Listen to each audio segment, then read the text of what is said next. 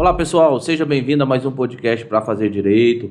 Hoje na presença do meu grande amigo, nobre colega, Dr. César Ramos, que dispensa a apresentação. Hoje está na lista sextupla, né, do desembargo do estado do Pará. Então, ou seja, é uma pessoa com notório conhecimento jurídico e com a conduta ilibada. E que vem hoje trazer um tema extremamente polêmico. Todavia, precisamos debater, aprofundar para que as pessoas que sejam vítimas dessas situações consigam, de fato, se expressar e procurar seus direitos. Doutor César, muito obrigado por estar compartilhando seu tempo e seu conhecimento jurídico para engrandecer nosso podcast. Boa tarde, Paulo. Boa tarde a todos. É sempre uma honra poder colaborar com esse programa que tem uma finalidade social admirável de levar informação jurídica para as pessoas, principalmente numa linguagem acessível para que as pessoas possam entender e fazer uso dessas informações na sua vida. Então hoje eu estou muito feliz de poder tratar com você aqui de um tema que se desdobra em dois, porque ele está dentro do contexto da Lei Maria da Penha, mas eu já falei sobre o uso abusivo da Lei Maria da Penha, e tenho falado também de algumas personalidades masculinas que eu chamo tóxicas e que as mulheres devem evitar. E sobre isso nós vamos falar nesse nosso bate-papo de sucesso hoje à tarde. Doutor César, reitero aqui o agradecimento. Eu sei que você é uma pessoa extremamente ocupada, disponibilizou esse tempo na agenda, então vamos fazer valer esse seu tempo. Então vamos iniciar aqui com uma pergunta simples. O que seria esse uso abusivo da Lei Maria da Penha? Bom, primeiramente eu tenho que falar da importância da Lei Maria da Penha. A Lei Maria da Penha, que é a Lei 11.340 de 2006, surgiu no contexto ali da luta da Maria da Penha para se ver valer o direito dela à prestação jurisdicional. Então surgiu exatamente a partir de uma luta e toda a repercussão internacional que teve, o Brasil foi praticamente obrigado a editar uma lei que protegesse as mulheres inicialmente, porque também ela se amplia a discussão até aos transgêneros, né? Mas tudo bem. Então a Lei Maria da Penha, é importante dizer que ela é um instrumento de suma importância e que tem sido aperfeiçoada, inclusive por outras legislações que vêm modificando a redação, para ampliar a proteção à mulher no sentido mais genérico, a questão de gênero feminino. Seja mulher fisicamente, seja aquela mulher que se declara, aquela pessoa que se declara mulher. Então ela é um instrumento muito importante para proteger, para combater a violência doméstica e familiar. Ocorre que existem casos, pequenos casos, que atrapalham, que enfraquecem o uso legítimo da Lei Maria da Penha para proteger as mulheres que realmente precisam dessa proteção. Pode dizer então que tem pessoas que desvirtuam a Lei Maria da Penha em proveito próprio. Seria mais ou menos isso. Existem casos, e aí eu falo a partir da minha experiência de advogado criminalista, de casos em que houve o uso abusivo, que eu chamo de uso abusivo, por quê? Porque a mulher, prevalecendo da proteção da Lei Maria da Penha, ela cria histórias inverídicas e algumas fantasiosas para atingir finalidades não protegidas na lei, como às vezes afastar o companheiro, o marido de dentro de casa, como para impedir que ele tenha acesso à convivência aos filhos e outras questões, até para tirar o marido de dentro da empresa para ela se apossar. Então, quando isso há um uso abusivo, ela inverte, e a violência patrimonial, que é uma das formas de violência na Lei da Maria da Penha, que foi criada nesse aspecto para proteger a mulher, ela é usada contra o homem, de forma abusiva, e é muito difícil trabalhar num caso desse. Por quê? Porque se a mulher chegar lá na delegacia e quiser fazer uma ocorrência, a autoridade policial ela é obrigada a fazer a ocorrência. E a própria lei diz que de imediato ela já tem que tomar umas providências, inclusive solicitar do juiz medidas protetivas. E aí tira um pouco da capacidade da autoridade policial avaliar a veracidade daquela informação, porque às vezes a mulher chega lá, ela se automutila e chega lá ferida, o juiz, às vezes ele não tem um cuidado. Já tive caso de juiz que teve cuidado de dizer, olha, mas não tem elementos para aplicar medida protetiva. Mas não é o normal é que vai no automático, aplica medida protetiva e o homem fica, no caso, numa situação muito difícil para se defender. Deixa eu te compartilhar aqui uma informação, inclusive já foi postada no podcast.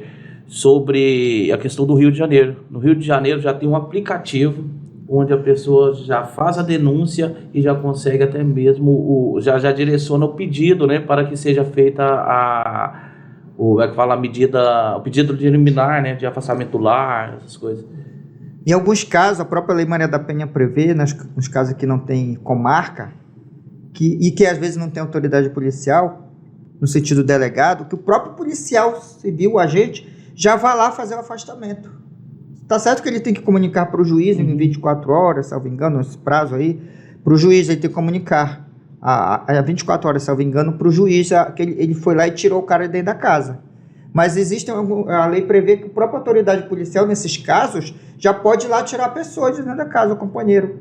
Então nós temos que ter o cuidado para evitar que a Lei Maria da Penha, que tem uma finalidade importantíssima, ela seja utilizada de forma abusiva. E isso enfraquece, isso faz com que muitos homens, e às vezes até mulheres, por causa que também a questão da relação homoafetiva, sejam vítimas da Lei Maria da Penha por conta de alguém que usou abusivamente esses instrumentos legais. No caso desse aplicativo que eu estava mencionando para você, eu achei interessante, mas no mesmo momento eu fiquei bem preocupado. É porque nesse aplicativo é como se você peticionasse, como qualquer pessoa peticionasse o afastamento, entendeu? Ou seja, você comunica e automaticamente as medidas podem ser vamos dizer assim, deferidas através do juízo lá. Então, se você direciona.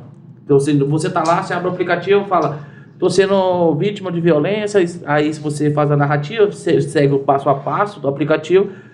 Mediante isso, você pode conseguir uma liminar de afastamento do lar. Tu imaginas, por exemplo, numa situação dessa, não sei se o aplicativo permite, a mulher quer tirar o cara de dentro de casa, está invocada ali, ela se arranha, bate uma foto ali, olha, ele me arranhou, ele me machucou e mandou no aplicativo, a polícia já chega para tirar o cara. Exato. Mas... Então, são essas situações que eu tenho combatido no exercício da advocacia criminal. Tenho defendido a proteção das mulheres, mas tenho defendido que a própria polícia possa ter um pouco de análise da situação concreta para não fazer aquele pedido precipitado, e tenho conclamado nos meus trabalhos para que os juízes possam analisar com carinho. Eu tive vários casos e apenas um deles eu vi um juiz prudente. Ele disse: olha, só tem a palavra da vítima, não tem mais nada e precisa de novos elementos. Aí o que aconteceu?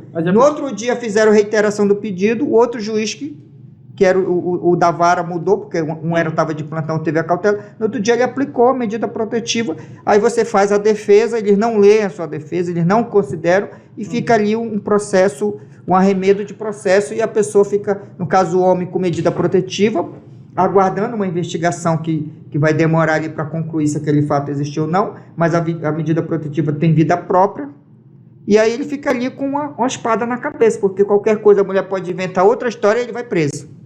E o fator que é preocupante também, e nesse caso específico, é que a pessoa fica querendo ou não com a ficha, né, policial, porque acontece o outro fato delitivo, não sei, alguma coisa pode acontecer, aí eles já vão buscar aquele histórico, e no histórico dele vai estar falando que ele é acusado de violência doméstica, que querendo ou não já denigra a imagem dele perante a sociedade. Então, ou seja, é muito preocupante esse cenário também, né? A preocupação fica maior porque, em alguns casos, o que a mulher quer? Ela não quer só medida protetiva contra o homem. Quando eu falo homem, pode envolver uma outra mulher. Mas ela também passa por um processo que eu vou chamar aqui um processo de matar a reputação da outra pessoa. O que ela faz? Ela vai para a rede social. O fato ainda não está nem investigado, concluído, mas ela já bombou. Já colocou nas redes sociais, já foi dar entrevista, já foi para blog. E depois ela não está preocupada com a medida protetiva, porque o fato não existiu, mas ela quer fazer a notícia para macular a imagem do outro. E aí a pessoa tem que ter muita maturidade, o outro, para enfrentar um negócio desse, porque existe toda uma rede de proteção das mulheres e ela usa essa rede de forma abusiva para atacar a reputação do outro. É um instrumento vingativo, às vezes a pessoa utiliza isso até mesmo relacionamento pelo insucesso do relacionamento, pelo fracasso daquele relacionamento entre as pessoas, ela direciona isso ao ex ou atual, né, mas que já tem o falido relacionamento, como forma de vingança. Eu acredito que tenha essa conotação também.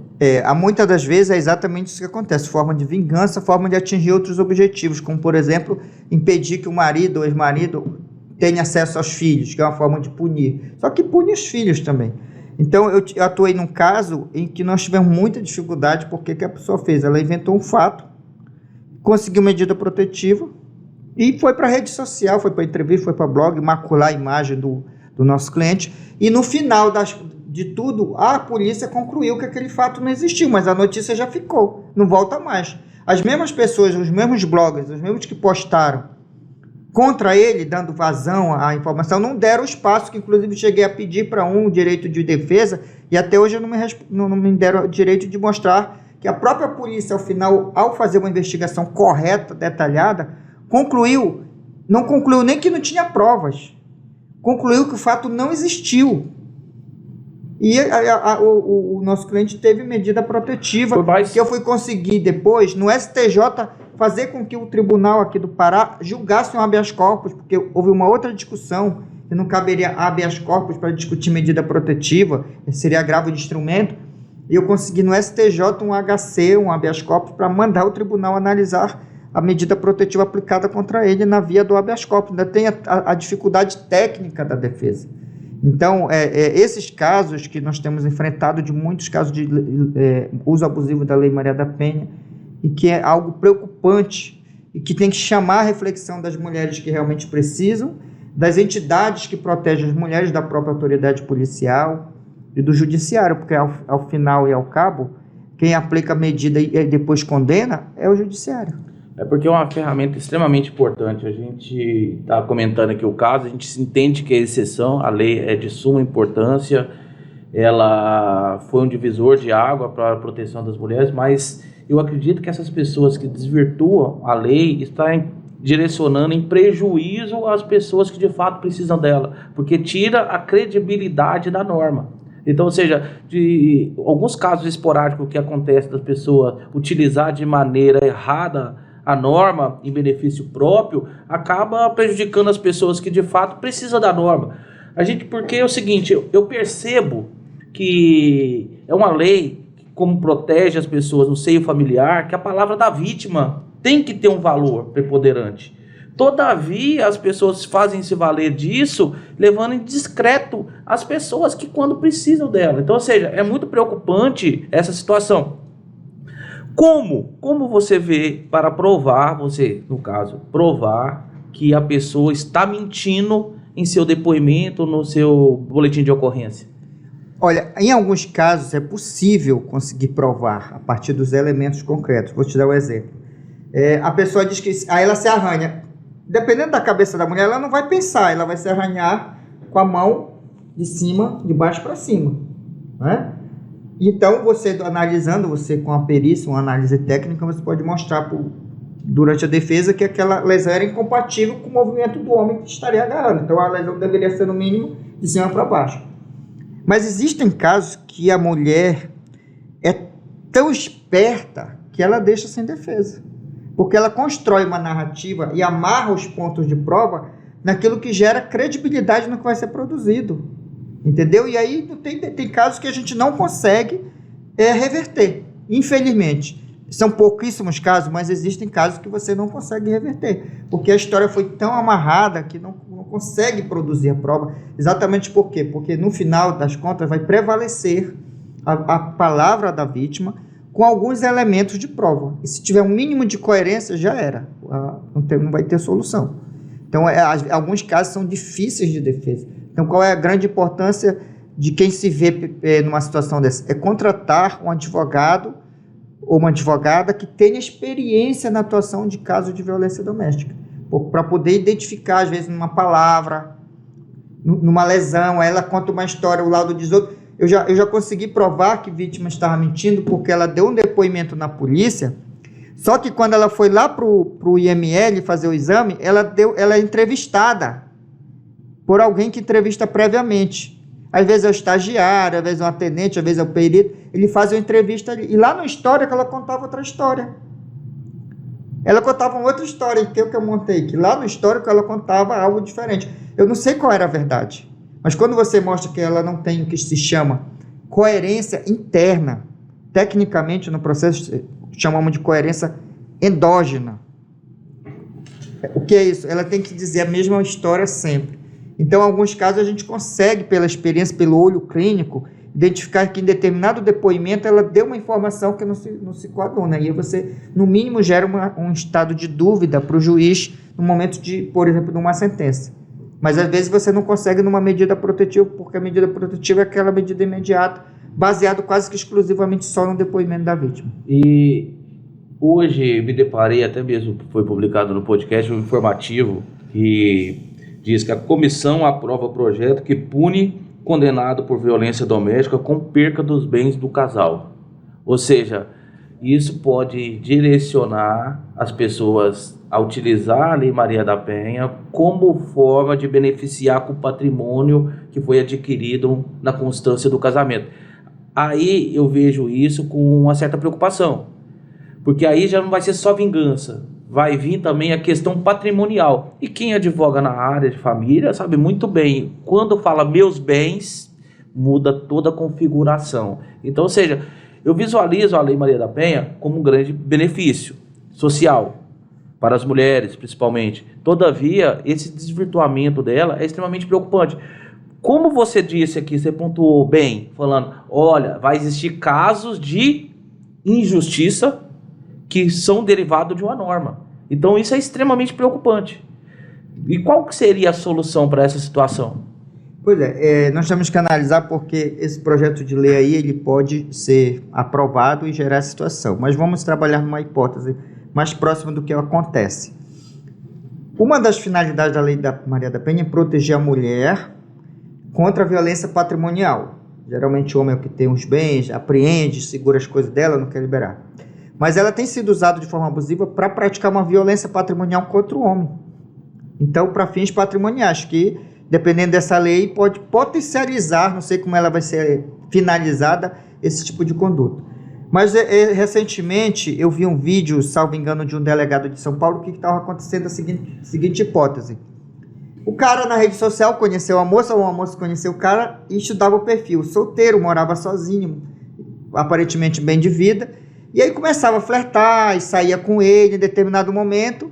E ela dizia que ia voltar para o interior ou alguma coisa assim, porque estava desempregada, não tinha como se manter. O cara chamava a mulher para ir morar, passar um dia na casa dele. Aí o que ela fazia? Depois que ela se situou, viu que o cara tinha bens, patrimônio, joia, via tudo, dinheiro, televisão, sofá e o cacete, o que ela fez? Vai lá na delegacia, se arranha, se automutila, olha, ele foi me agredido, o cara era tirado de dentro de casa, do apartamento dele, ou que ele pagava aluguel, e aí ela ficava, quando ele conseguia reverter para mostrar que aquilo era um golpe, se conseguisse reverter. Se conseguisse, não, porque depois começou a reverter, por causa que ficou claro esse golpe, ele espalhou lá, pelo menos em São Paulo, foi a notícia que eu tive. E aí, quando chegava para ver, ela já tinha limpado o apartamento, já tinha tirado dinheiro do cofre, tirado televisão, joia, cacete, tinha feito a limpa no apartamento. Então, isso é uma hipótese que aconteceu por causa de quê? Do uso abusivo da Lei Maria da Penha. É preciso que as autoridades policiais tenham tino, tenham a capacidade de avaliar até que ponto aquela medida ela é necessária, porque, olha só, há muito tempo eu tenho pensado e tenho refletido que a Lei Maria da Penha, ela surgiu para proteger a mulher em situação de violência doméstica. A medida protetiva é para proteger a mulher em situação de violência doméstica que já vivia ou que corre o risco de viver. Por quê? Porque às vezes é um ato isolado que potencializa futuros atos. Mas existem casos que são de violência doméstica, mas que são atos isolados. E que, inclusive, eu cheguei a conversar com algumas pessoas que existe na justiça chamada justiça restaurativa, que é tentar reconciliar o autor e a vítima. Um dia eu estava numa audiência de violência doméstica, defendendo um cara, e a mulher já tinha dado declaração a favor dele, que ele estava bebido, que ela também provocou, foi para a audiência lá de retratação, e aí ela me disse assim, não, olha, ele é um ótimo homem, um ótimo marido, o problema é que quando ele bebe, ele fica agressivo.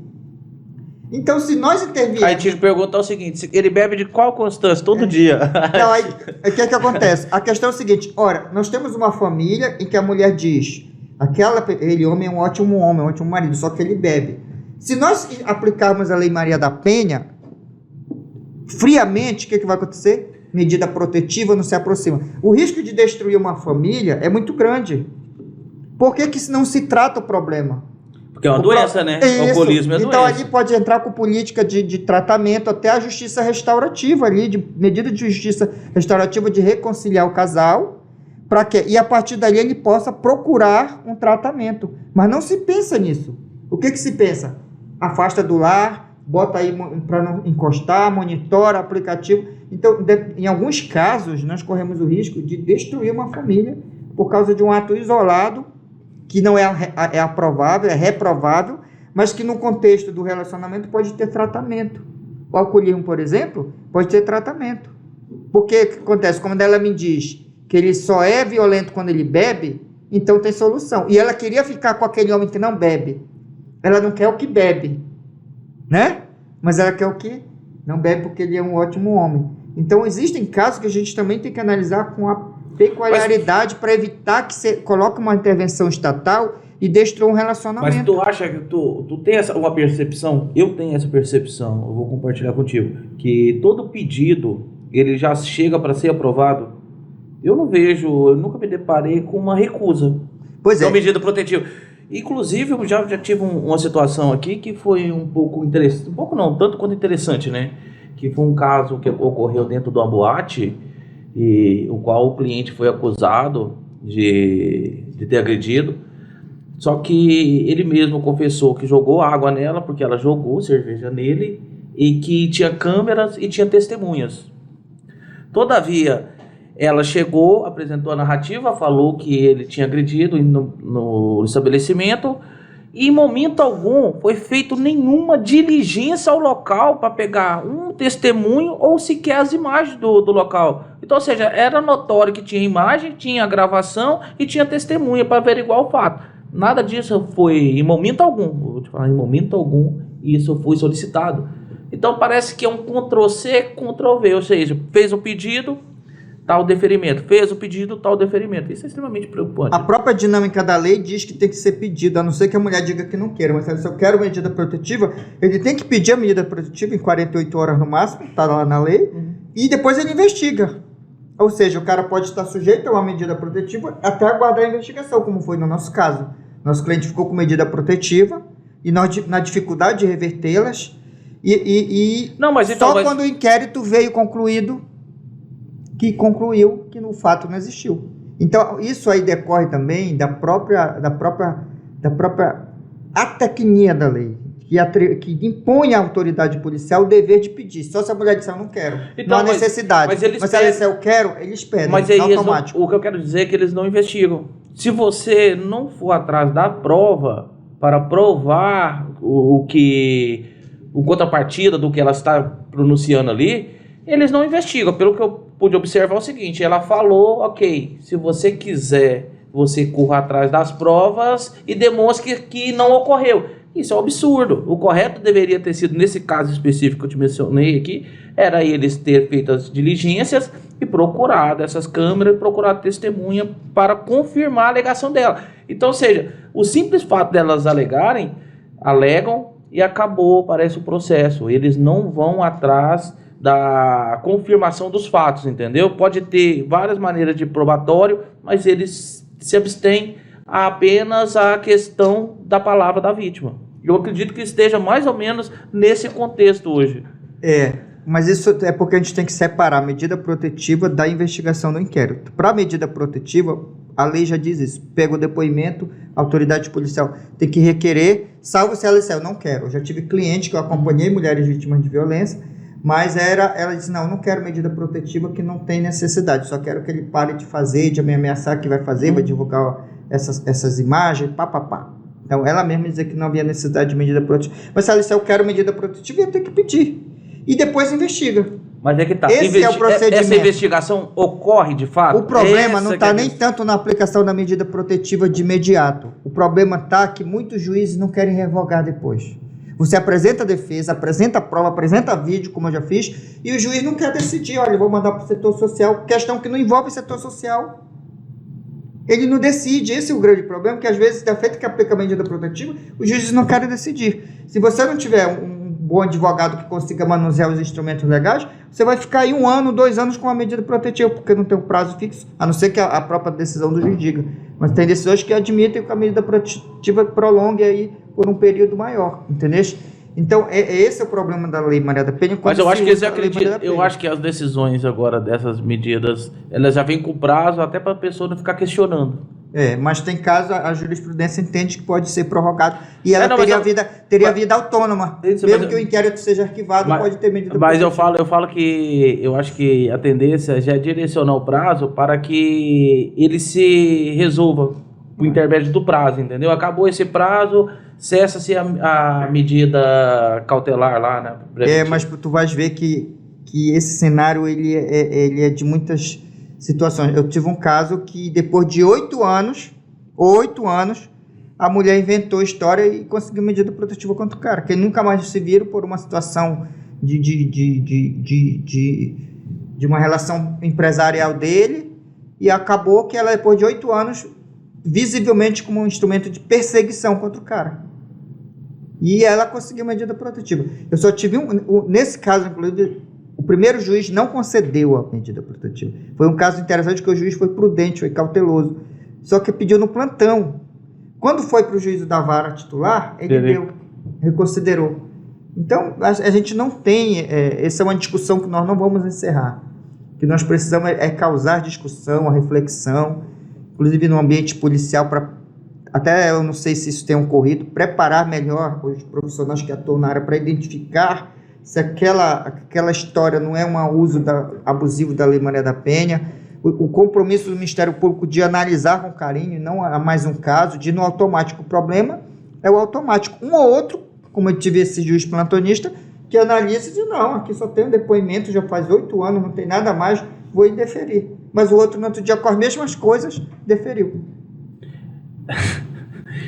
Tu acredita que é mais fácil, né? Se a gente for analisar, é mais fácil o juiz deferir esse pedido que indeferir. Então, eu acho que não vamos chegar. Como eu te falei, o problema, a meu ver, mais grave não está no deferimento. Está em quando ele simplesmente não analisa a manifestação da defesa, que mostra que, naquele caso, é o uso abusivo, vingativo, desleal e ilegítimo da Lei Maria da Penha. Eu acho que o problema maior está aí, quando ele não decide, quando ele mantém, quando ele inventa procedimento, aguardo o estudo psicossocial que demora uma vida para analisar um pedido de revogação da medida protetiva. Eu até digo para os meus clientes, às vezes, vem cá, tens interesse de te aproximar dela? Não. Então, deixa isso. Aí o que eu faço na minha defesa? Que é uma dica para os advogados que vão assistir. Eu apresento a manifestação e digo que nós não vamos questionar medidas protetivas, até porque ele não tem interesse de se aproximar dela, tarará. Porém, ele neste momento aproveita para revelar uma preocupação, que como ela inventou a história que gerou a medida protetiva, e que as medidas protetivas o descumprimento podem implicar numa prisão preventiva, o receio do cliente, é que em outro cenário ela invente outra história para induzir o juiz a erro e decretar a prisão preventiva. E que, portanto, este juiz fique atento para futuras situações que possam induzir este juiz a erro. Então, aproveito a manifestação não para questionar a medida protetiva, se ele não tem interesse, mas para alertar o juiz, olha, pode ser que ela invente de novo para decretar a prisão preventiva. É o que eu tenho feito em alguns casos. Mas é um absurdo, né? Se a gente for analisar, e quando a gente fala que é um caso isolado, são casos isolados, mas existe um grande número. Eu acredito que todos os advogados já se depararam com essa situação. Sim, a Lei Maria da Penha, como nós sempre reconhecemos, ela é um instrumento leal, mas como ela é muito aberta, ela permite esse uso abusivo da Lei Maria da Penha, medida protetiva. Eu fui procurado no escritório por inúmeras situações já dessas de uso abusivo de Lei Maria da Penha. Tu acredita que alguns advogados já orientam suas clientes a utilizar da lei em desfavor do ex-cônjuge, ex-marido, ex-namorado? Infelizmente, muitos são orientados pelos próprios advogados. Infelizmente, eu vejo isso, os advogados orientando para atingir outras finalidades. Principalmente a questão... Porque que acontece? Às vezes, quando o espírito de vingança da mulher é grande, ela vai por etapa. Primeiro ela inventa a história da medida protetiva, depois ela inventa a história da prisão preventiva. E às vezes o que ela faz? Ela começa a trocar o WhatsApp com o cara, e o cara vai, e aí um belo dia ele marca um encontro, quando ela está, às vezes no motel, aconteceu, a polícia chega lá e prende o cara. Até ele mostrar que ela que marcou o encontro, no mínimo ele já passou a vergonha da prisão. Entendeu? Eu tive casos assim. Então, eu tenho cliente, olha, ela está mandando mensagem, salva o print, vai salvando e não responde. E me manda os prints. Para quê? Para uma eventualidade. Entendeu? Ou ela quer se encontrar contigo, então vamos ela fazer o pedido para o juiz, ela assina junto e ela vai se encontrar. Porque esse negócio de marcar, basta a polícia estar marcada, tá? De olho. Entendeu? Casinha que chama isso. Isso aconteceu já. Inúmeras vezes. Então a Lei Maria da Penha, ela deu esse poder de criar inúmeras situações. Eu sempre ressalto, eu não critico a Lei Maria da Penha no uso legítimo dela. Até porque tem necessidade de proteger. A mulher é um ser mais frágil, hein? Pela própria estrutura física, pela própria natureza, ela é um ser que merece uma proteção especial. Então, a Lei Maria da Penha chegou-se, num determinado momento, a pensar se ela seria inconstitucional pela questão do princípio da igualdade. Mas não, ela é constitucional. Tratamos iguais de acordo com a desigualdade. O que ocorre são os usos abusivos que, na minha vida de advogado criminalista, tenho me deparado com inúmeros casos. O que me assusta muito, a pessoa utilizar da Lei Maria da Penha como ato de vingança, num momento emocional ali, aí, apesar de não concordar, eu acho que é uma coisa que você ainda consegue entender. Agora, não dá para entender um advogado utilizar disso para ter benefício para o seu cliente. Isso que é um real absurdo, né? E, doutor César, eu vou lhe ser sincero, isso é uma prática muito corriqueira. Às vezes a mulher chega em um escritório de advocacia, a pessoa já está ali vamos dizer assim, nos procedimentos dele, já de direcioná-la a fazer o boletim de ocorrência para uma forma de afastamento do marido do lar e gerar benefícios para ela. Olha, eu enfrentei um caso, um cliente, que o cara se separou da mulher e ele tinha colocado a maioria do patrimônio em nome dela, que ele já tinha separado de outra, e aí pegou, investiu, ajudou a mulher, que era empresária, investiu. Quando ele separou, eles estabeleceram que eles iam dividir, tudo legal. Em um belo dia, eles tinham que ir ao cartório para fazer o acordo extrajudicial de separação de bens, separado de fato, era a união estável. Um belo dia, ele manda mensagem: bom dia, tudo bem? Tudo certo a nossa reunião hoje à tarde? Aí ela não respondeu. Ixi. De noite, chegou o oficial de justiça com medida protetiva. Ela inventou, ela não juntou as conversas do WhatsApp, chegou lá que se sentia perseguida por ele, pressionada a dividir o dinheiro, o patrimônio que era dela. E aí ele não violência psicológica. Não conseguia mais nem ter contato para discutir a divisão patrimonial. Então é um caso de uso abusivo, de violência patrimonial contra o homem no uso abusivo da Lei Maria da Penha. Eu consegui depois, pela via do habeas corpus, reverter. Mas nós tivemos que esperar uns 30 dias até que sair uma decisão para ele poder ter contato com ela para discutir só a questão patrimonial. Mas aí isso é porque ele tinha prova. Imagina se não tivesse.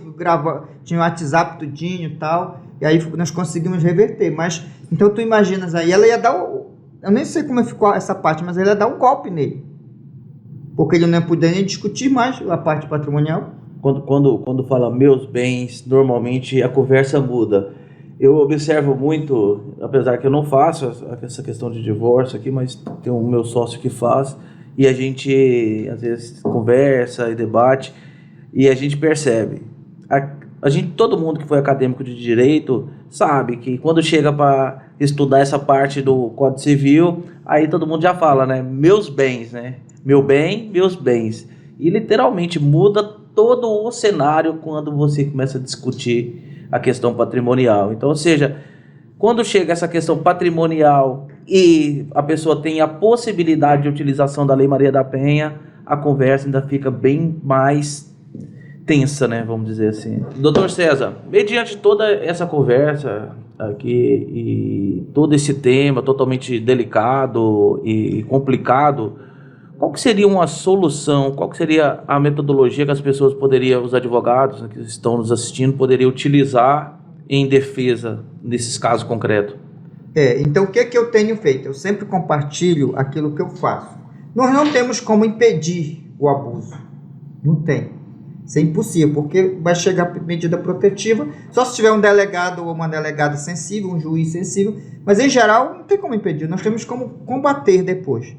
O que é que eu tenho feito? Verificando que aquele fato não é verdadeiro, que foi uma invenção da vítima, nós trabalhamos no acompanhamento do inquérito policial e, ao final, quando é concluído o inquérito, mostrando que aquele fato não existiu, nós peticionamos nos autos, usamos o direito constitucional de petição, pedindo que os autos do inquérito, nos próprios autos do inquérito, já pedindo nos próprios autos, que o Ministério Público, a quem for distribuído, já adote as providências para denunciar a mulher pelo crime de denunciação caluniosa nos termos do artigo 339 do Código Penal, que prevê uma pena alta de 2 a 8 anos em multa. Então, é o procedimento que eu tenho adotado ao final, quando concluído o inquérito, eu peticiono nos próprios autos. Não há necessidade de ter um outro inquérito para apurar a denunciação caluniosa, porque o próprio inquérito, quando é concluído, dizendo o fato não existiu, como no caso que eu acompanhei, ele já é suficiente para que o Ministério Público ofereça a denúncia pelo crime de denunciação caluniosa contra a mulher. Essa é a providência que eu compartilho com os colegas que vão nos assistir aqui neste podcast. Sensacional. Doutor, eu tive o prazer aqui de acompanhar suas redes sociais, você sabe disso, está sempre lá curtido, né? Curtida. E eu vi que você criou um vídeo, fez um vídeo que fez bastante sucesso, falando sobre os relacionamentos tóxicos, né? Os homens que devem ser evitados pelas mulheres. Tu pode falar pra gente quais são esses homens e quais as características que eles têm? Pois é, Marcos, eu também resolvi gravar os vídeos curtos, foram 4 vídeos, que eu falo basicamente de 4 personalidades tóxicas que podem oferecer um relacionamento tóxico às mulheres e que elas devem evitar. Existem outros, mas os mais comuns na minha concepção, a partir da visão de homem e da visão de advogado, que atende tanto mulheres vítimas de violência doméstica, quanto homens vítimas de uso abusivo. Raramente eu defendo o homem que realmente pratica violência doméstica. Eu raramente defendo, salvo quando eu vejo que é um ato isolado, não é o perfil do homem, e aí eu defendo. Mas quando eu vejo que é um perfil do agressor, e como eu tenho uma filha, eu me identifico muito com a causa feminina. Então, quais são, na minha concepção, mas posso estar errado, as 4 personalidades, 4 tipos de homem que a mulher deve evitar? O primeiro é o ciumento. O ciumento é aquele que é doente. Ele quer ter acesso à senha do celular da namorada, da paquera, a rede social. Eu já vi casos de cara que monitora quem curtiu, por que ela curtiu, por que o fulano te curtiu. Então o ciumento ele tem que ser evitado. E outra coisa, e é no começo, é no início logo. Não tem que, porque se deixar enraizar, ela fica mais difícil de se livrar. Então o ciumento, nos primeiros sinais, a mulher tem que se afastar. E aí não adianta acreditar e jurar que vai mudar, que não vai mudar. Ele vai mudar de estratégia. Mas o perfil dele, ciumento, ele não vai mudar. Então o meu conselho, quando a mulher perceber, fica mexendo no celular, ele vai dar sinais. O ciumento é o primeiro que dá sinal, porque ele não aguenta. Aí você tem a mulher é uma mulher entrosada, aí não quer sair com os amigos, quando chega o amigo não cumprimenta, quando chega alguém próximo, olha atravessado. Esse ciumento, ele é uma pessoa que vai gerar um relacionamento tóxico, possivelmente. Porque a mulher, para viver com ele, ela vai ter que se anulando, se diminuindo. E o homem, ele não pode diminuir a mulher. O homem ele tem que fazer com que a mulher cresça, com que a mulher se sinta melhor. Ele tem que oferecer algo a mais para ela. Ele não pode diminuir a mulher.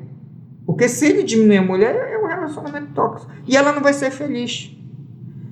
O outro tipo de homem que eu digo é o dominador. Quando eu falo de personalidades, eu acho que todos têm algumas características, só que algumas se destacam. Então eu denomino assim pela característica que prevalece. Voltando no ciumento, eu concordo contigo com essa questão do ciumento, mas existe dois momentos, né? Existe o ciumento sem motivo e o ciumento com motivo. Tu consegue fazer essa definição? Consigo. Essa diferenciação? Consigo fazer. Porque acontece, o ciumento sem motivo, ele é doente. E tem um ciumento com motivo. Mas aí, se a mulher provoca ciúme no homem, ele também tem que saber que aquela mulher não é para ele. Entendeu? Porque se ela não tem um histórico bacana... Então ele tem que saber, pô, essa mulher tá me provocando, ela não me respeita. Então o homem tem que sair. Tem motivo. E ele diz, eu não vou conviver com isso. O homem também tem que... Mas eu falo daquele... Você tem que abdicar daquele enxerga cabelo em ovo, né? Aqui sem motivo. A mulher não dá motivo algum e ele... Entendeu? Uma curtição. Vou dar um exemplo clássico. Curtiu a foto do amigo de faculdade. Aí ele controla a rede social. Eu falo desse doente. Porque o ciúme ele vai existir mais ou menos, mas ele vai existir. Você vai aprendendo uma relação a conviver, conversa. Eu acho que tudo é conversado no relacionamento. Mas esse que se incomoda com certas coisas que não tem nada a ver, e aí ele vai matando a mulher aos poucos. É o ciúme desacerbado, né? É essa que a mulher percebe que ela tá, poxa, para eu viver com esse cara, eu vou ter que me sacrificar muito. Então não vale a pena. Entendeu? Tem um dominador. O dominador, ele também é ciumento, só que o ciumento, quando eu destaco só o ciumento, eu não digo que ele afasta a mulher e tal, ele convive bem, mas tem ciúme demais. Mas tem um dominador que também é uma espécie de ciumento, mas eu digo que ele se destaca por quê? Porque ele vai isolando a mulher da família, dos amigos. Daqui a pouco a mulher está isolada. Daqui a pouco a mulher não participa mais de eventos da turma da faculdade, não participa de aniversário na família, não tem mais vida social. Essa gira em torno dele, ele é dominador. E é difícil, porque quando ela não perceber, ela já está dominada. É muito difícil se livrar do relacionamento. Então, quando o homem ele tem esse comportamento dominador, e é importante que ele vai demonstrar sinais. Tudo dá sinal. Quando o veículo vai dar problemas, geralmente não aparece a luz amarela no painel, aquilo ali, procura a concessionária. Raramente aparece logo a vermelha, deu pau. Até o infarto súbito. Sabias que até o infarto súbito, às vezes começou com uma tremedeira no olho, uma mão dormente à noite, só que a pessoa não prestou atenção no sinal. Entende? Então o dominador é esse que ele vai isolar a mulher da família, dos amigos e domina. Ele é um ciumento, só que um ciumento que não consegue conviver com outras pessoas, então ele isola. Ele é o grau mais avançado, eu digo, do ciumento. Né? Então ela tem que perceber se ela está num cara que está isolando, olha, não vai lá na tua mãe, não sei o quê. E começa no namoro. O namoro, ele existe para conhecer. Se no começo está ruim, tem que sair. Não vai melhorar, vai piorar. E ele não vai mudar porque é da natureza dele. É o dominador. Ele chega a ser quase um narcisista. Ele precisa dessa dominação da mulher. Tem uma terceira personalidade, que esse aqui eu digo que esse aqui é perigoso também. Tem dois perigosos, que é o gentil. Ou o super gentil. Rapaz, é o cara que quer levar a mulher no salão, que quer buscar, que é o cara. Aí a mulher liga pra amiga, eu conheci um cara que não existe. Ele não existe mesmo. Não existe. Ele é apaixonante, não sei o quê. Ele não existe, porque não existe esse super gentil. É o que emite sinais, controles, sutis de controle. Ele quer buscar a mulher no salão. Uma coisa é a mulher, amor, você pode me deixar me buscar no salão? Beleza, mas ele faz questão de deixar e buscar, porque ele controla os passos dela. E às vezes ele sai e fica dando tempo para ver se ela não vai sair do salão. Entendeu? Super gentil. Aí quer tudo, o cara abre a porta do carro e o cacete. É algo assim que foge do padrão. Aí, como eu digo, né? Que ela fala para mim, eu conheci um cara, eu não acredito que esse homem não existe. Não existe, mano. Tem que ficar com cuidado. Aí ela, não, eu faço questão de deixar você lá no salão. Usa o salão. Faço questão, tudo bem. Só que no começo ela não percebe, ela acha maravilhoso esse cara.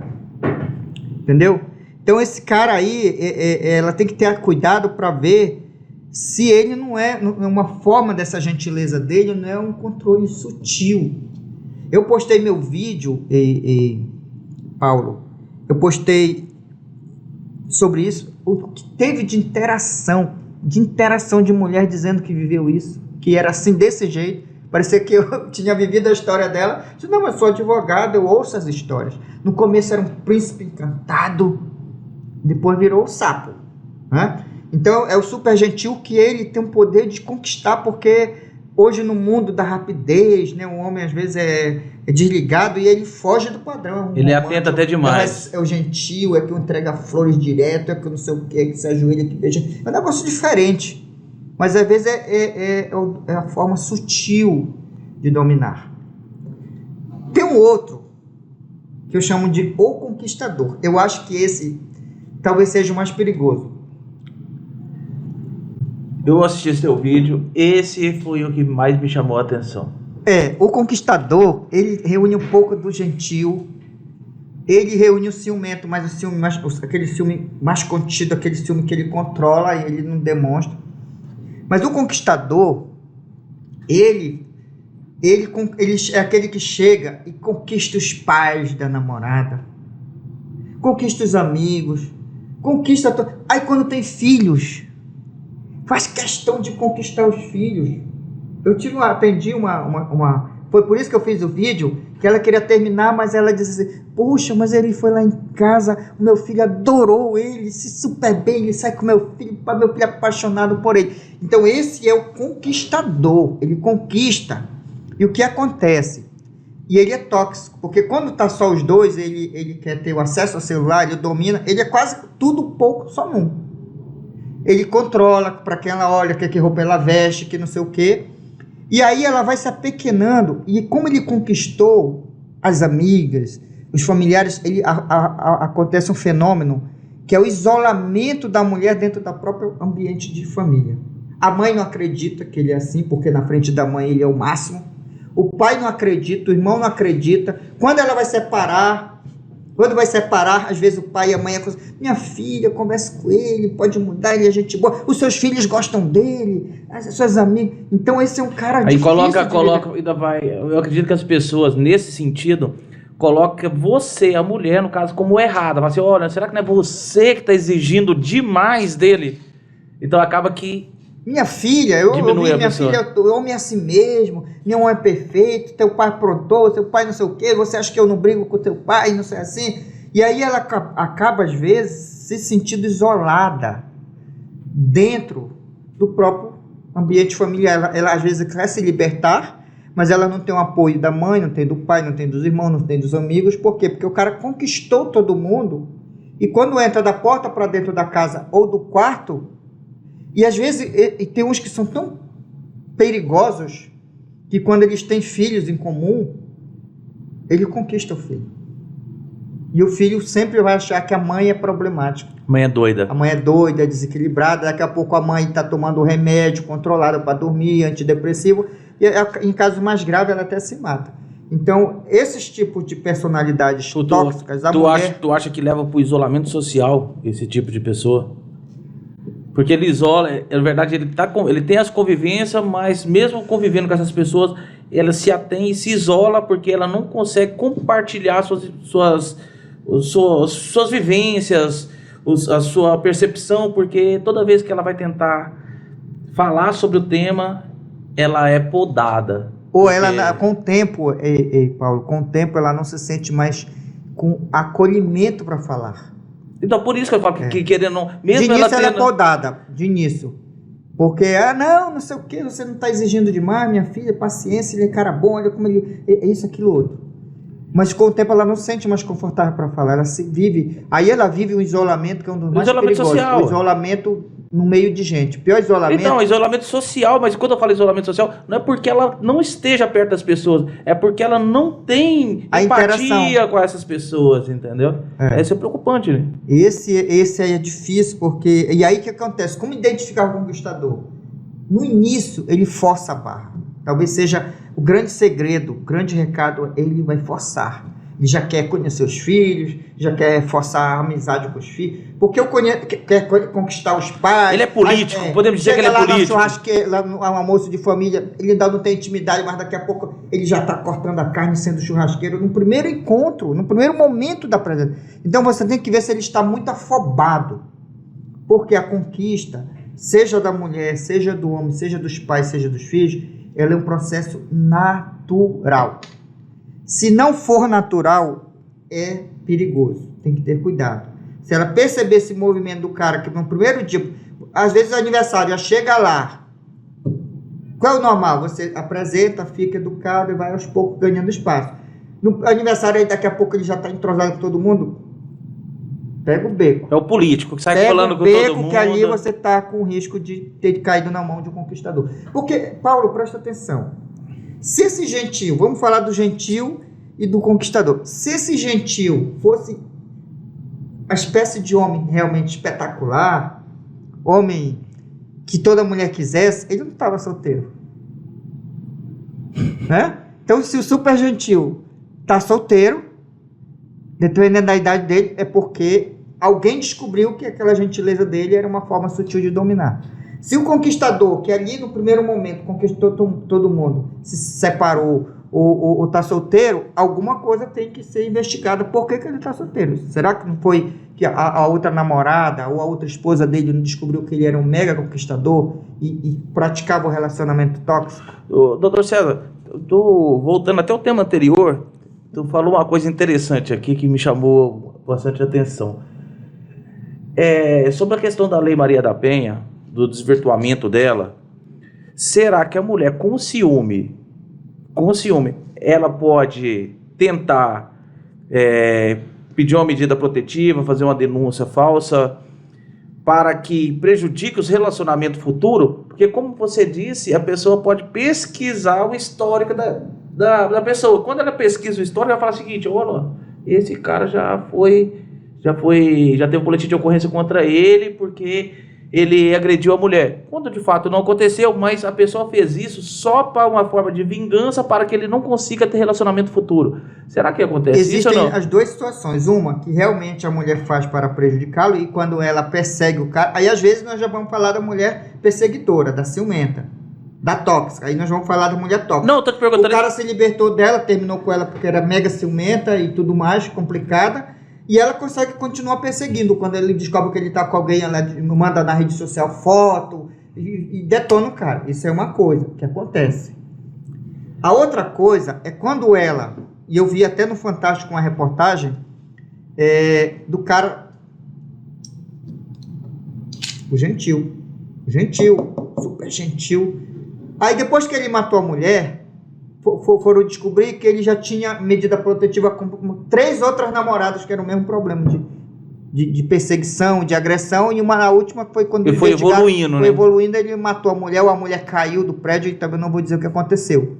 Entendeu? Aí foram fazer a investigação, ele tinha, por todas as 3 últimas namoradas, tinha medida protetiva. Por quê? Porque a última se iludiu porque ele era super gentil. Só que ele ia ser gentil, o que acontece? Ele também teve o lado dominador. Ele conseguiu isolá-la da família. Conseguiu mudar de cidade para outra para poder dominar. Quando eu falo das personalidades, não quer dizer que são personalidades estanques. Na verdade, em determinado momento, uma ou outra característica vai sobressair. Entendeu? Doutor, eu tô refletindo aqui sobre essa questão, né? Hoje, as pessoas, você indicaria ela pesquisar sobre o histórico de violência doméstica antes de iniciar um relacionamento com a pessoa? Olha, hoje, o que nós temos? Nós temos mecanismos de investigação. Acho que é importante investigar. Outra característica importante que eu digo e aprendi com a minha mãe é: o bom filho é bom tudo. Bom filho é bom marido, é bom amigo, é bom empregado, é bom patrão. Então, uma forma como a mulher, vamos falar de mulher, porque o tema é preocupação com a mulher, é como ele lida com os irmãos, como ele lida com a mãe, a forma como ele lida com a mãe diz tudo, a forma como ele lida com as irmãs. Então, observar além de pesquisar, porque ela pode encontrar, fulano tem uma medida protetiva, que pode ter sido um uso abusivo de Lei Maria da Penha. Talvez ele até, como uma forma de precaver, ele diz para ela, ele já elimina o efeito surpresa. E pode ser que realmente ele tenha sido vítima. Mas se a pessoa tiver um histórico, assim, recorrência... aí, pô, três namorados, todas... Aí tem que pegar o beco logo, como a gente diz aqui no Pará. Tem que sair. Mas, além de investigar e procurar saber, eu acho importante ela observar como ele lida com a família. Ele vai... A relação dele com a mãe, a relação dele com as irmãs, com os irmãos, às vezes como ele lida com vamos imaginar, com uma empregada, ou no ambiente social, ou em casa, ela tem que observar que a forma como ele lida ali é que ele vai trazer de casa para a rua. A pessoa não traz da rua para casa. Ela leva de casa para a rua. Eu costumo analisar o seguinte, a pessoa não é seletiva com caráter. Se a pessoa traiu uma pessoa para ficar com a outra determinada, você pode ter certeza que isso vai se repetir. Porque ela não vai ser seletiva com essa conduta. Então é a mesma coisa do relacionamento. Eu acredito que a pessoa não é seletiva.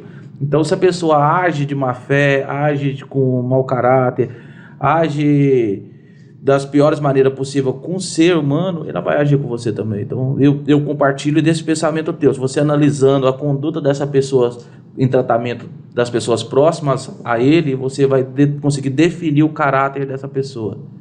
Imagina um cara que não tem... Quando fala da mãe, por exemplo, a não ser que não tenha... Quando fala da mãe, você enche de amor, né? A fala da mãe. Então, a não ser que tenha uma coisa muito grave, dele foi abandonado pela mãe, foi criado pela avó, mas aí quando ele fala da avó, ele enche, os olhos brilham. Ou quando foi criado pela tia, como eu conheço casos que foi criado pela tia, quando fala da mãe, não fala com muito afeto, mas quando fala da tia que o criou, é outro nível. Então, você tem que observar. Mas o grande recado para as mulheres é observar os sinais. Se você observar o sinal de que é ciumento, ou de que é uma gentileza surreal, que quer deixar você no salão e buscar e não lhe dar liberdade de dizer não quero, uma coisa é ele está à disposição para levar, outra coisa é ele impor que ele vai levar e vai buscar. Ou ele é um dominador que começa a te incomodar com uma amizade, às vezes, que você tem de infância, da faculdade, que são as amizades que são mais queridas, às vezes, com o irmão, né? O próprio Provérbios diz que tem amizade mais querida que o irmão, e começa a implicar porque quer afastar você, ou é um conquistador que chega no primeiro encontro que é estranho, ele já conquistou minha família, e começa a observar, e nos primeiros sinais. E outra coisa, nós temos o sensor. Deus, ele deu um sensor pra gente. Às vezes a gente é que não observa, mas alguma coisa acende a luz, só que a gente apaga, vai lá no interruptor e apaga, porque não quer enxergar. Então, se o sensor bater de primeira, tem que sair, porque senão você vai tolerando, e depois você está numa areia movediça. Para sair é mais difícil. Vai precisar, e para sair, às vezes, não basta só a sua decisão. Você vai precisar de uma rede de apoio para sair. E às vezes a rede de apoio, dependendo do tipo do perfil, se ele for um conquistador, você tem mais dificuldade. Porque a sua mãe não vai lhe ajudar, o seu pai não vai lhe ajudar, os irmãos não vão ajudar porque gosta do cara. Até hoje eu conheço um relacionamento que o cara foi um cara sem futuro, um cara difícil, o cara que maltratou a mulher, mas tem relação maravilhosa com o ex-cunhado. Sai para beber. Maltratou a irmã do cara, mas o cara não conseguiu até hoje enxergar que aquele cara foi ruim para a irmã dele. Porque era o quê? Um conquistador. Então o grande segredo é perceber os sinais ali, é perceber que não tá estranho, não tá legal. Acende, dá um tempo, observa, vai devagar, percebeu que realmente não é aquilo, que é uma capa que está criando, ou a característica dele é exatamente aquilo, e em vez de você se libertar, você vai se afundar. Então, no começo, é sempre no começo. Existe aquele ditado, corte o mal pela raiz. Também tem eu falei só das questões dos homens, mas tem mulheres tóxicas também. Tudo que eu falei em relação aos homens também se aplica, mutatis mutandis, quando nós falamos, mudando o que se deve mudar, as mulheres. Tem mulher que é ciumenta, tem mulher que é dominadora, aí o cara tem personalidade, a baixa estima, a autoestima baixa. E aí ele se submete ao domínio da mulher. Tem a mulher que é super gentil, conquista todo mundo. Aí a mãe do cara, meu filho, essa mulher adorei, legal. Aí isso vai influenciando na decisão dele. Entendeu? Tem a mulher que é gentil, ele se queixa que ele está doente, quando a fé ela já marcou a consulta para ele. Claro que às vezes é cuidado, mas tem umas que ela usa isso como instrumento de mostrar que ela é diferente. Uma coisa, ela já tem eu estou falando do início da relação. Eu não estou falando de uma relação que já existe, que aí um cuida do outro e tal. Mas no início ela está fazendo coisa que não é como se ele estivesse mostrando, olha, eu sou diferente, ela também. Então, quando ele perceber, o homem também tem que perceber que aquela mulher tem traços diferentes que podem gerar para ele problemas de um relacionamento tóxico. Porque assim como o homem oferece para a mulher um relacionamento tóxico, a mulher também oferece. Então, se ele percebeu no começo que a mulher era problemática, ciumenta, o que vai acontecer? Quando um dia que ele quiser terminar, ele vai ter problema. Eu tenho um caso de mulher que arranha o carro do cara, fura o pneu, toca fogo, fica mandando mensagem para as amigas, entendeu? Fica perseguindo ele de forma sutil. Tem umas até que ela aceita terminar com o cara na frente, mas aí para estar perto dele, para estar dominando o ciclo de relacionamento, para ficar minando. Denegrindo a imagem. Eu soube de um caso nessa minha vida que o cara descobriu por uma amiga que a ex dele ficava falando mal dele, que ela não sabia que ele tinha um grau de amizade. Chegou, olha, fulano, cuidado com fulano, que ele é bacana, mas daqui a pouco ele vai dar em cima de ti. Aí como ele já se conheceu, né? Vem cá. Aí ele descobriu que ela aceitou aparentemente o término, mas não aceitou, porque ela ficava minando ao redor dele de informações que prejudicavam a imagem dele, entendeu? Mas o homem tem que perceber também. Existe solução para tudo? Não. Existem situações que mesmo com todo cuidado você vai viver dramas. Mas existem situações que estão ali na tua cara no início. Estou falando de início, pessoas que você deve evitar. A mulher deve evitar esses 4 tipos de personalidades, e o homem também, quando se identifica, tem que evitar esse tipo de personalidade. É simples, porque se afundar, o mesmo relacionamento tóxico que o homem ofereceu para a mulher, tem mulher que oferece para o homem. Tem homem que se afasta das amigas, tem homem que se afasta dos amigos por causa da mulher. Então, é questão de gênero mesmo, é questão de personalidade. Eu foquei nas mulheres porque o nosso tema era esse, e eu publiquei os vídeos focados para as mulheres porque eu tinha atendido algumas mulheres nesse cenário. Eu achei interessante compartilhar. César, doutor César, melhor dizendo, eu acredito que todo relacionamento abusivo, ele tem uma coisa em comum: o isolamento. A pessoa, quando quer ter um relacionamento abusivo, tanto o homem quanto a mulher, ele tenta isolar essa pessoa. Não, isso é uma das formas. Eu conheço casos que não há esse isolamento social de convívio. Talvez há o isolamento interno. É aquela solidão que você está no meio de um monte de gente, mas se sente só. Que é o que ocorre muito com o conquistador. Então, mas quando eu falo desse isolamento, esse isolamento não quer dizer que você não tenha convivência com as outras pessoas. Quer dizer que você não consegue mais ter empatia com as outras pessoas. As pessoas, na verdade, não conseguem ter empatia com o que você está demonstrando, entendeu? Você se isola. Então, ou seja, a pessoa que quer dominar, ela isola essa outra pessoa. Ela pode estar até conversando com determinada pessoa do grupo familiar ou de amizade, todavia ela não consegue ter uma empatia, levar empatia do que ela se pronuncia para as demais pessoas, entendeu? Então, ou seja, isso leva ela ao isolamento. Então eu acredito que o fator principal, a pessoa que está sendo dominada, é esse isolamento. Sim, o isolamento, ele é a fase mais profunda da dominação, da abusividade do relacionamento. Podendo levar até a depressão, acredito. Exatamente, porque é aquilo que eu falei. Ela não se sente mais acolhida. O ciumento, em geral, ela, às vezes, quando se resume ao ciúme, a mulher vai aos trancos e barrancos, vai levando. O gentil, às vezes, só o gentil, daqui a pouco, ela vai se libertando. Mas o dominador, quando ela percebeu, ela já está dominada. Dentro do próprio ambiente dela. Porque o conquistador, o dominador, ele isola logo. Né? Mas a pior é exatamente essa aí, do isolamento dentro do próprio ambiente, que seria a base de apoio dela, que é da família. E às vezes, quando falo família, como eu disse antes, os próprios filhos, às vezes o casal tem filhos, os próprios filhos não acreditam na mãe. Porque quando abre a porta, é o melhor pai, é o cacete. Mas para dentro da porta, para dentro do quarto... Tem aquele pessoal que diz, né, tem o ditado, quem sabe o que acontece aqui em casa é só quem vive, né? Porque às vezes a percepção externa é totalmente fora da realidade interna ali, né, que as pessoas vivem. Doutor, só para pegar um pouco da tua visão sobre alguns fatos que estão ocorrendo hoje, quando eu digo hoje, é tipo assim, na atualidade. Uma das coisas que me chamou a atenção foi aquela questão do cumprimento da pena antes do trânsito em julgado, né, das ações, que seria quando cabe recurso, mesmo estando em recurso, principalmente no tribunal do júri, já começaria o cumprimento da pena. Isso foi um entendimento recente. O que você acha desse cumprimento de pena antecipada?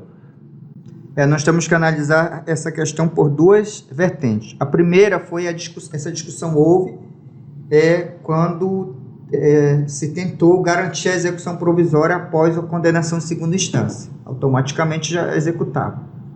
Mas nós já temos uma espécie de execução provisória no Brasil, que é aquela decorrente, teoricamente, de prisão preventiva. É quando o réu é preso durante o processo, condenado, ele recorre, ele já estava preso, não conseguiu o direito de recorrer à liberdade, e aí expede a guia de execução provisória para ele não ter prejuízo na execução. Então, essa execução provisória já existe, só que eles chamam de prisão preventiva, que na verdade é só o título, prisão é prisão. E a outra prisão, que era aquela que o cara estava solto, condenado, mandava prender para iniciar o cumprimento, que foi admitido no primeiro momento e depois mudaram. Inclusive foi uma ação da OAB, uma ação declaratória 43, salvo engano, que declarou a constitucionalidade do parágrafo 2º, artigo 282, salvo engano, do CPP, para dizer que não teria essa prisão em segunda instância, por condenação. Agora veio à tona no Supremo a prisão do júri. O que acontece? Isso aí é um entendimento, o júri brasileiro, ele é muito inspirado na experiência americana. O artigo 5º da Constituição, eu posso estar errado, e vários colegas do direito vão assistir, podem me ajudar a corrigir a informação futuramente. Mas o artigo 5º da Constituição ele é baseado basicamente no direito americano, direito ao silêncio e tal. Só que lá ele é praticado de um jeito, aqui de outro. O júri americano, o que acontece? Se o réu for absolvido, acabou. E se ele for condenado, ele inicia o cumprimento da pena e vai ter os recursos dele. Aí o que eles estão fazendo no Brasil? Eles estão pegando só a parte ruim, que é condenar, cumpre.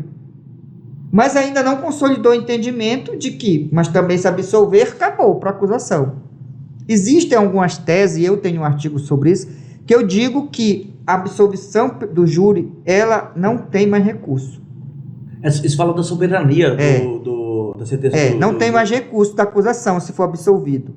O ex-ministro Celso de Mello, antes de aposentar, ele chegou a proferir algumas decisões monocráticas sobre esse sentido, dizendo que tinha acabado o recurso da acusação. Mas isso o Supremo ainda não pacificou esse entendimento. Então nós estamos em discussão a prisão do júri, que eu sou contra. Por quê? Porque o réu tem direito de rediscutir a condenação no segundo grau, porque no segundo grau não exaure a análise da prova. Esse é um grande equívoco de quem não entende a dinâmica do júri. É o jurado que analisa soberanamente a prova? Sim. Mas o tribunal analisa a prova? Sim. A diferença é que o jurado pode condenar ou absolver. E o tribunal, numa apelação, ele pode analisar a prova e anular o júri porque aquela condenação está contra a evidência das provas. E o próprio tribunal, ele pode julgar uma revisão criminal do júri e lá na revisão ele pode absolver. Então a premissa de quem defende a prisão do júri lá no Supremo está equivocada. Porque não se exaure no júri a análise da prova. Exaure na segunda instância a análise da prova. A diferença é que na segunda instância não tem condenação ou absolvição em apelação, mas tem revisão criminal. Mas se eles querem adotar a técnica da prisão em respeito à soberania do júri, eles também deveriam adotar que, tudo bem, foi condenado, vai cumprir. Mas se for absolvido, acabou. Não tem recurso da acusação. Então essa é a grande questão que tem me incomodado no momento.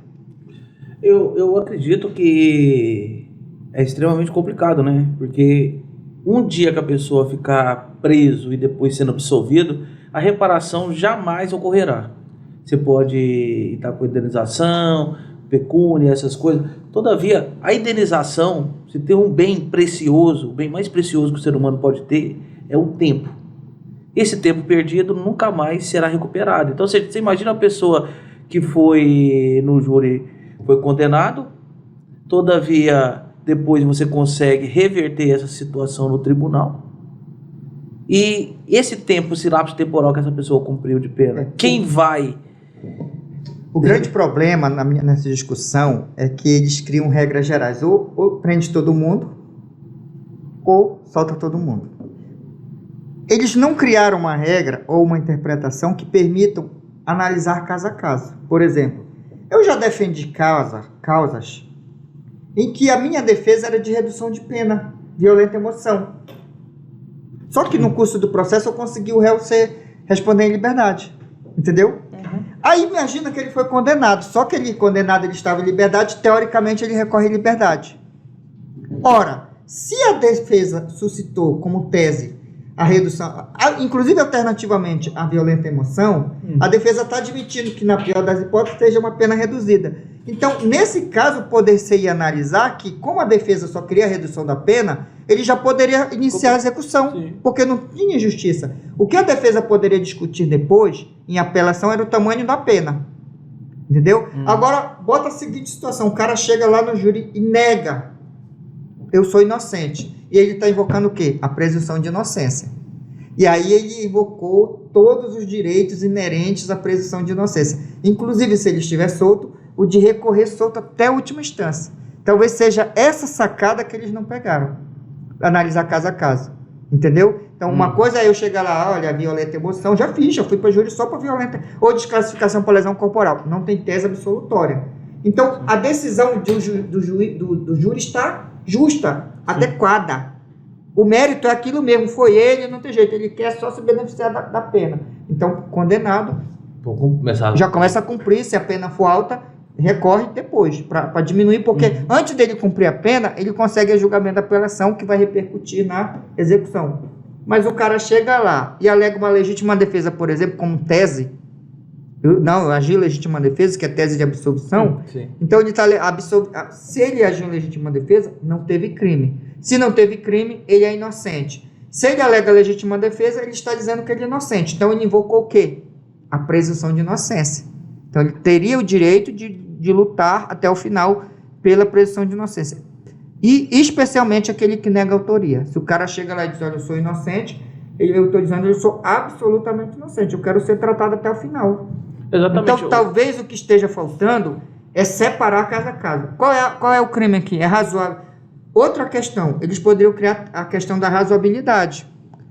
O cara nega o crime, mas as provas, qualquer um que lê esse processo, ele tem direito de negar. Mas qualquer um que lê esse processo vai dizer, não, ele nega, mas foi ele, está aqui a prova. Então, poderia dar ao juiz, que inclusive foi uma das ideias do pacote anticrime, só que o pacote anticrime criou um termômetro de 15 anos e é automático. A partir de 15 anos é automático, mas o juiz pode analisar caso a caso e decidir. Eu acho que a ideia, já que a gente está nessa discussão, talvez você precise discutir isso, caso a caso. O cara negou a autoria, mas tem interceptação do telefone. Tem um conjunto de provas que diz que foi o cara. A única coisa é que ele nega. Porque, Paulo, às vezes o réu nega porque ele precisa vender essa imagem para a família. Só para a família. Ele sabe que ele é culpado. E às vezes ele nega até para o advogado. Eu mesmo, quando o cara nega e não quer me contar a verdade, e eu vejo que é defensável, eu não tenho curiosidade.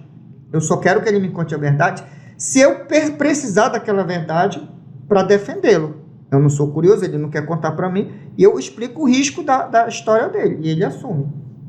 Então, às vezes ele nega só porque ele precisa que a mãe acredite nele, que a família chore a vida toda por ele, mas ele é culpado.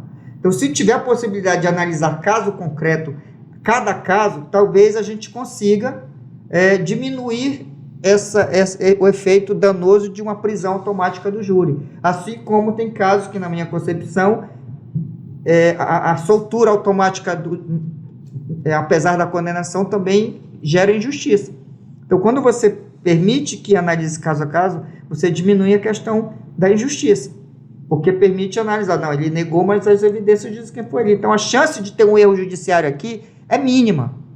Não, ele negou. O que tem contra? Tem um que diz que viu, mas o conjunto de prova, no mínimo, gera uma dúvida, realmente foi o cara. Então por que não deixa o cara solto?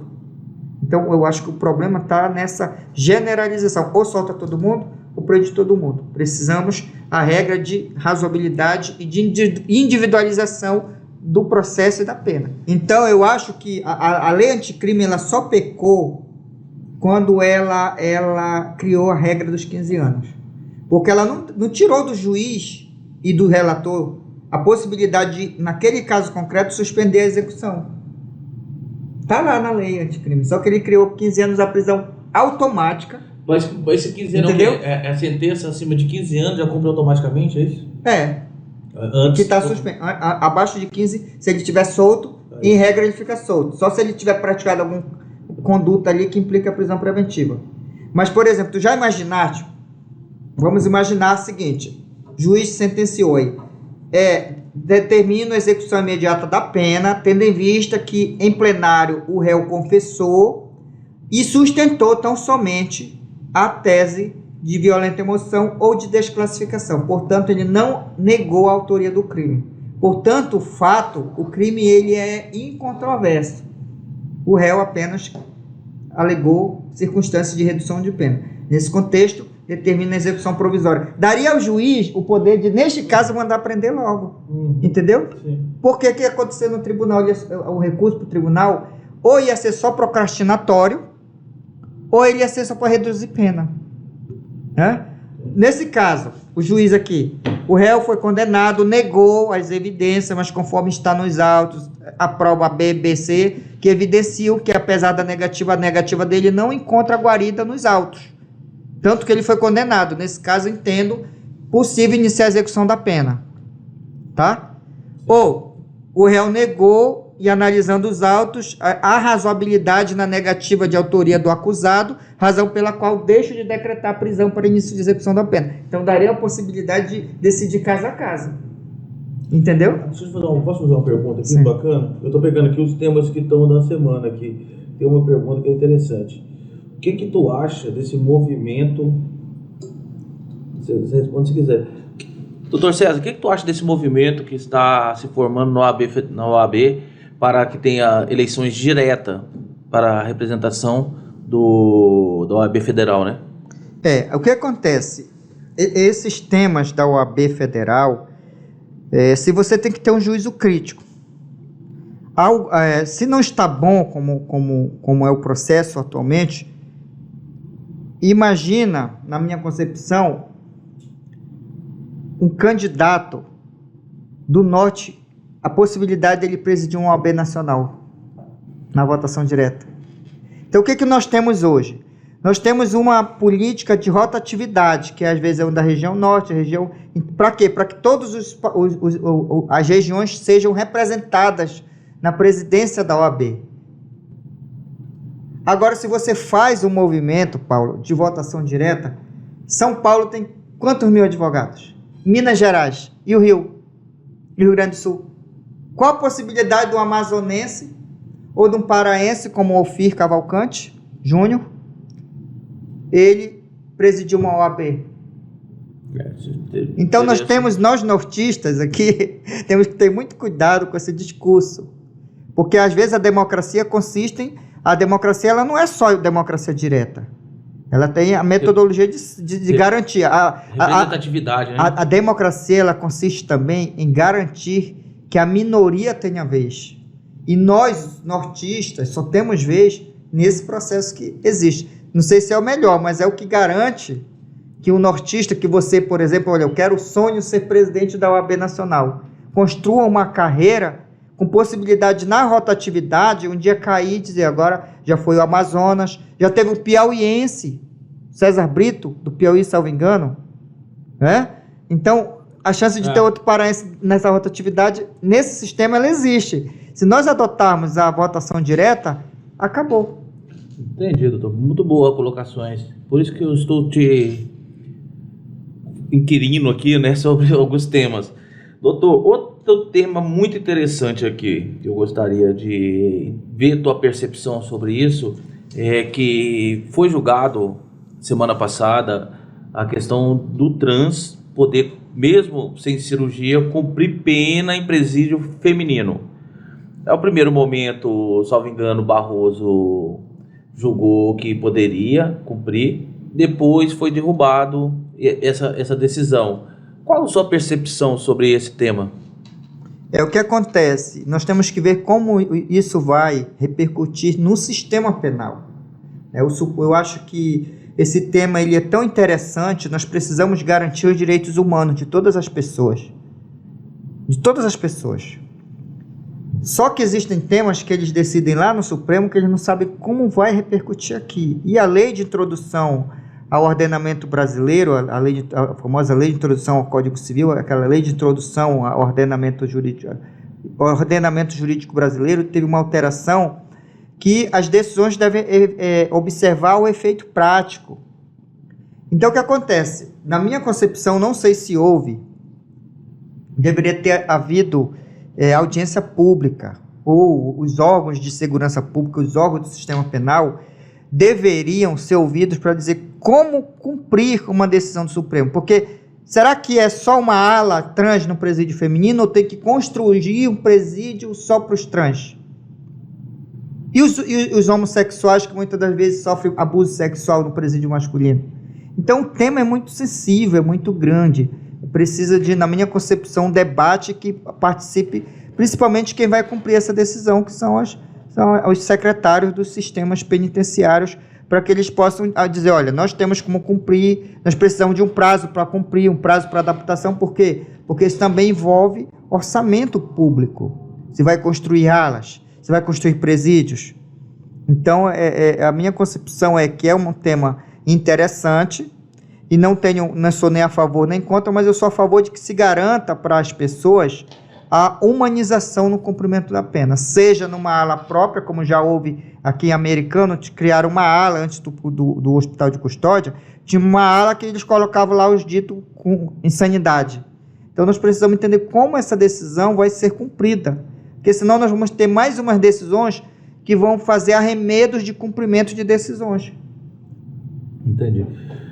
Doutor, para a gente finalizar, o último tema aqui que eu gostaria que você se manifestasse é a questão da legalização das drogas, exclusivamente no caso do usuário, né, que, salvo engano, pode me corrigir, que eu não tenho todas as informações aqui, mas que seria o usuário teria acesso a uma certa quantidade de maconha. E isso não seria mais constituído como crime. Ok? Aí, isso está em debate. O que você acha sobre esse tema tão delicado?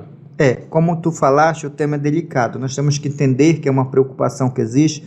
Se uma decisão dessa não vai fazer com que nas blitz policiais, nas batidas policiais, nas operações policiais, aquele que seria mero usuário, ou até no processo, numa defesa de mero usuário, ele não vai ser colocado na vala comum dos traficantes. Então nós temos que ter muito cuidado com essa questão da liberação das drogas, porque a questão da liberação das drogas ela é uma questão que tem um efeito social muito grande. E esse efeito social ele deságua lá no sistema penal, que em última hipótese também deságua na questão orçamentária do Estado, que tem que investir ou em mais presídios, ou em mais estrutura. Então é um tema assim que eu não me debrucei ainda sobre ele. Porque eu acho que tem que ter estudos sobre o tema. Eu não tenho estudo empírico para dar uma opinião mais consolidada sobre o tema. Só que nós temos que ter a preocupação de como, é aquilo que eu falei anteriormente, algumas decisões do Supremo precisam ser analisadas de como ela vai repercutir aqui embaixo. Porque um que tem dinheiro, ele pode comprar no motoboy, olha, traz aqui um cigarrinho baseado, eu estou aqui na minha cobertura e quero fumar baseado. Mas o cara lá da periferia, o que vai acontecer? Ele não vai ter esse acesso. Ele vai fumar no barraco dele, que a polícia vai meter o pé e vai dizer tudo é traficante. Ou ele vai ter assaltar, porque ele sob efeito da droga, da erva, ele vai ficar mais corajoso. Uma coisa é uma pessoa que tem condições de comprar o baseado dele e fumar lá na cobertura dele na beira da piscina. Outra coisa é aquele que vai fumar ali no canto para criar coragem para assaltar os outros. Entendeu?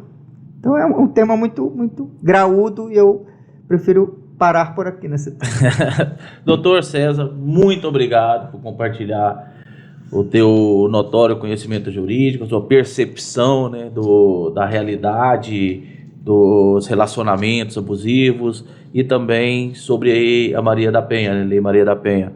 Eu agradeço, foi engrandecedor, aprendi muito, espero que as pessoas que irão nos assistir também possam saborear, né, degustar desse conteúdo que você está disponibilizando para a gente. Muito obrigado mesmo por estar disponibilizando seu tempo e seu conteúdo. Eu também agradeço a oportunidade, acredito que foi, como eu digo, uma conversa de sucesso, consegui expor aquilo que eu imaginei, tentei ter uma linguagem acessível, um pouco técnica, com as informações que são, direcionadas especificamente ao público da área jurídica, e a linguagem mais coloquial para aquele público que é talvez o grande objetivo, que é passar a informação para o grande público. Então agradeço pelo convite, espero ter contribuído e estou à disposição para futuras conversas de sucesso. Muito obrigado, doutor.